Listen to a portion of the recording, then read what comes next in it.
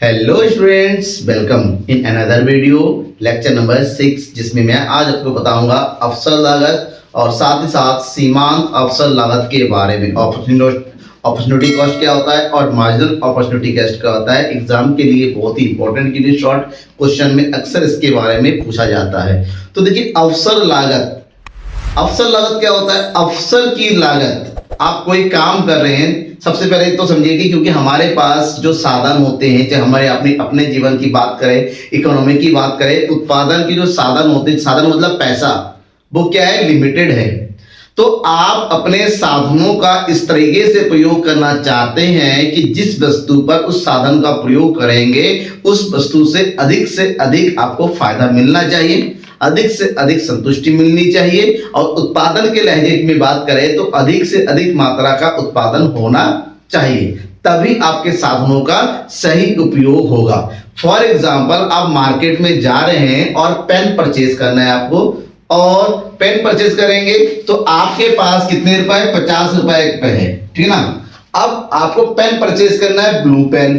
अब blue pen देखेंगे market में, एक ब्लू पेन जो है आपका 10 रुपीज का मिल रहा है, वहीं पर एक ब्लू पेन जो है आपको 8 रुपए का मिल रहा है।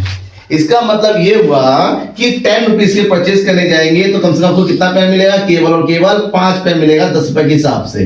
वहीं पर 8 रुपए वाला परचेज करेंगे तो आपको कितना पेन मिलेगा, 6 पेन मिलेगा, ऊपर से 2 रुपए आपके और बच रहे हैं, ठीक है ना। और दोनों की लिखावट एक जैसी है।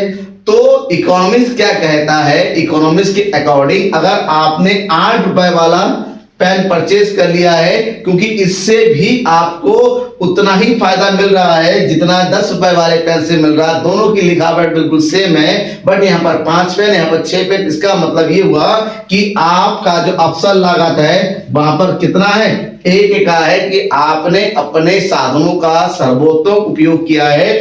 वस्तु 10 रुपीज के बदले में आपने 8 रुपए वाला परचेज किया और आपको एक क्वांटिटी ज्यादा भी। हर कोई चाहता है कि हम अपने आप को इस तरह से अपनी चीजों का यूटिलाइज करें कि पहले जो करते थे उसके कंपैरिजन में अब जैसे कोई नौकरी छोड़ना चाहता है, मान लीजिए आप नौकरी कर रहे हैं, ठीक है, अब हमें नौकरी से जो है 10,000 की सैलरी मिल रही है, ठीक है। अब 10,000 की सैलरी मिल रही है 8 घंटे का काम करने से, 8 घंटा काम कर रहा है, 10,000 रुपए मेरे सामने वाला आके कर रहा है, भाई हमारे यहाँ पर 12 घंटे का काम करो और आपको 10 की जगह आपको कितना रुपए देंगे, 15,000 रुपए देंगे। तो आपको सोचना होगा, पैसे ज्यादा हो गए लेकिन यहां पर आपको 2 घंटा एक्स्ट्रा भी देना है, तो आपको यहां पर चूज करना पड़ेगा कि 8 घंटे के बदले में 10,000 रुपए सही है या 12 घंटे के बदले में 15,000 सही है, जो आपके लिए सही होता है। एक एवरेज निकालिए, तो यहां पर जो एवरेज आ रहा है 8 का, तो 8 एकम 8, 8 दूनी 16, 8 पंजे 20, यहां निकालिए 12 से, 12 एकम 12, बचेगा 3, 12 दूनी 24, 12 पंजे 60, दोनों का ही बराबर हो रहा है। इसका मतलब ये हुआ कि आपको 12 घंटे काम करने से 15,000 रुपए मिल रहा है, इससे आपको कोई फायदा नहीं मिल रहा है। अगर वही 12 घंटे के बदले में अगर 20,000 दे रहा था तो यहां पर आपकी अवसर लागत सही होती। तो आप क्या चूज करेंगे, 8 घंटा बेटर काम करना आपके लिए बेटर है, क्योंकि एवरेज तो सेम ही आ रहा है। 8 घंटे काम करो तो सेम आ रहा है, 12 घंटे काम करो तब भी सेम आ रहा है। सही अवसर लागत का मतलब होता है जिस वस्तु का हम पहले प्रयोग कर रहे हैं, जहां पर हम साधनों को व्यय कर रहे हैं, उसकी कंपैरिजन में जब दूसरी की मात्रा बढ़ाएंगे वहां से ज्यादा फायदा मिलना चाहिए। तो कहने का मतलब ये हुआ कि वह सर्वोत्तम विकल्प जिसका परित्याग कर दिया जाता है उसे हम अवसर लागत के नाम से कहते हैं। अगर इसी को छोड़िए, इसको हटाइए, तो हम इकोनॉमिक्स के सेंस में लेके आते हैं। इकोनॉमिक्स में कभी भी हम अपने सीमित साधनों से 2 वस्तु की लगातार मात्रा में वृद्धि नहीं कर सकते। तो ऐसे में एक वस्तु की मात्रा में वृद्धि करने के लिए, यानी कि यहां पर ध्यान रखना पड़ेगा कि वस्तु बॉय की मात्रा में वृद्धि के लिए, अगर बॉय की मात्रा बढ़ाना है, ठीक है ना, ये x की मात्रा में वृद्धि के लिए वस्तु y की मात्रा क्या करनी पड़ेगी, कमी करनी पड़ेगी। मतलब साफ है कि हम एक साथ दोनों को नहीं बढ़ा सकते। अब एक देखिए, उत्पादन संभावना वक्र का उदाहरण दिया मैंने, उस उदाहरण से समझिए। यहां पर वस्तु x है, ये वस्तु y है। वस्तु x की मात्रा बढ़ा रहे हैं, पहले 0 था, 0 से 1 करेंगे तो देखिए यहां पर वस्तु y की हमने 1 यूनिट कम कर दी, करनी पड़ेगी क्योंकि आपका साधन उतना ही, साधन तो नहीं बढ़ रहा है। तो वहीं पर वस्तु x की एक और यूनिट बढ़ानी है तो वस्तु y की हमें 2 यूनिट माइनस करनी पड़ रही है। वस्तु x की एक और यूनिट बढ़ा रहे हैं तो वस्तु y की हम 3 यूनिट कम कर रहे हैं। तो वस्तु x की एक और यूनिट बढ़ा रहे हैं तो वस्तु y की हमें यहां पर 4 यूनिट कम करनी पड़ेगी। अब एक और यूनिट बढ़ाना है तो इसकी 5 यूनिट, यानी कि जैसे जैसे हम वस्तु x की मात्रा बढ़ाते चले जाते हैं वस्तु y की मात्रा कम हो रही है। तो वस्तु x की मात्रा में वृद्धि करने के लिए वस्तु y की मात्रा में जो कमी करनी पड़ती है तो उस कमी की मात्रा को अवसर लागत के नाम से जानते हैं, अपॉर्चुनिटी कॉस्ट के नाम से जानते हैं। मतलब सब कि हम सैक्रिफाइस कर रहे हैं किसके लिए, x के लिए, किसमें, y में। तो सैक्रिफाइस करने का जो क्वांटिटी होता है उस क्वांटिटी को ही अवसर लागत के नाम से। अब प्रोफेसर बेनहम ने इसके बारे में एक परिभाषा दिया है, उसको भी मैं आपको बताता हूं, ठीक है।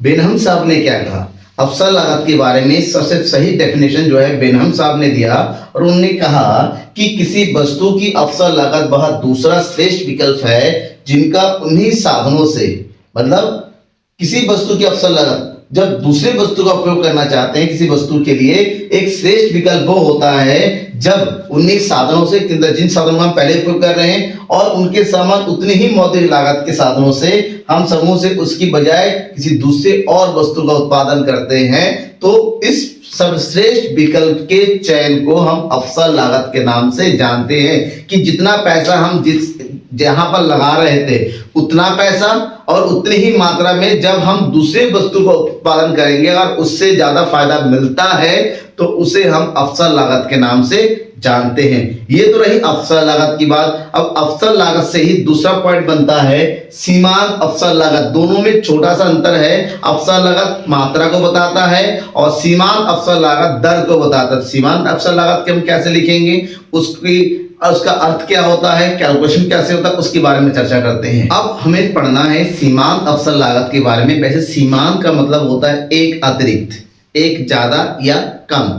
तो सीमांत अवसर लागत का मतलब होता है जब हम अपने सीमित साधनों से किसी एक वस्तु की मात्रा में वृद्धि करना चाहते हैं तो उस केस में दूसरी वस्तु या पहली वस्तु की मात्रा में क्या करना पड़ेगा, कमी करना पड़ेगा।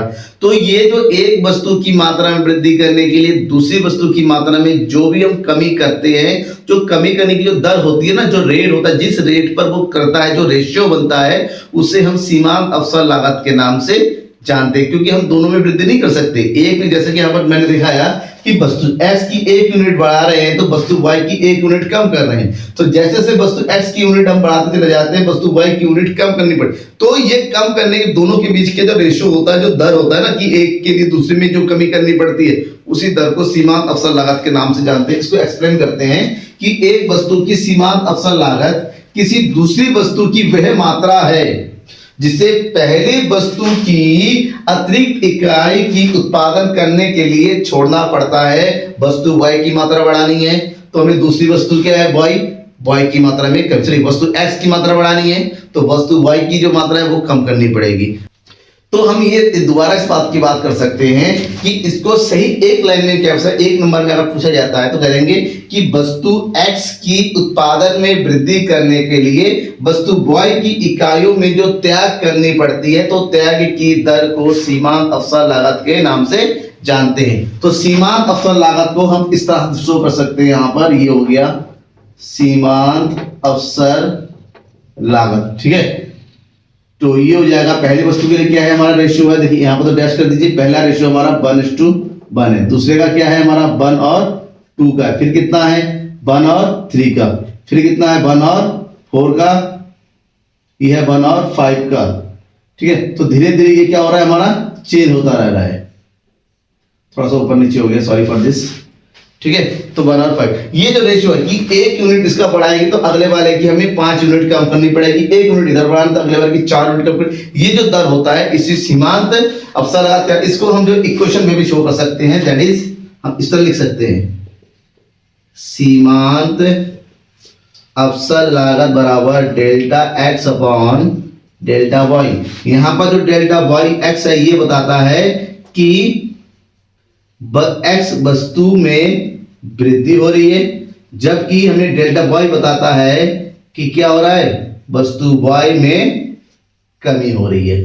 तो ये कमी की मात्रा को बताता है, इसलिए इसका जो ऐसा होता है नेगेटिव होता है, क्योंकि एक में वृद्धि होगी और दूसरे में कमी होगी। तो इसी को सीमांत और सीमांत अवसर लागत वाला क्वेश्चन ये तो एमसीक्यूज में आता है, ये तो 1 मार्क्स में आता है, लेकिन इंपॉर्टेंट है, आता जरूर है, आप जरूर पढ़िएगा। डाउट रहता है तो मैं बिल्कुल हूँ, अपने डाउट्स को बेझिझक जब चाहे आप बिल्कुल कमेंट बॉक्स में आके कमेंट करके पूछ सकते हैं। तब तक ले थैंक यू, बाय। और हाँ, लाइक करना, शेयर करना, सब्सक्राइब करना मत भूलना।